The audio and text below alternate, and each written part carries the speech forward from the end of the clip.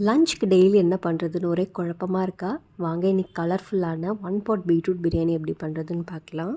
ஒரு குக்கர் வச்சு எண்ணெய் சூடான உடனே பட்டை, கிராம்பு, பிரிஞ்சி இலை, சோம்பு, பெரிய வெங்காயம், பச்சை மிளகா, உப்பு இதை போட்டு நல்லா தாளித்து விட்டுக்கணும். அதுக்கப்புறம் இஞ்சி, பூண்டு, சோம்பு மூணையும் கொரன்னு அடித்து அதையும் ஆட் பண்ணிக்கலாம்.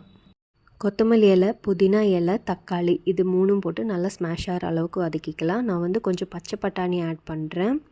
துருவின 2 பீட்ரூட்டையும் ஆட் பண்ணி நல்லா வதக்கி கொஞ்சம் க்ளோஸ் பண்ணி வச்சு அது ஹாஃப் குக் ஆகிற வரைக்கும் நம்ம வெயிட் பண்ணலாம்.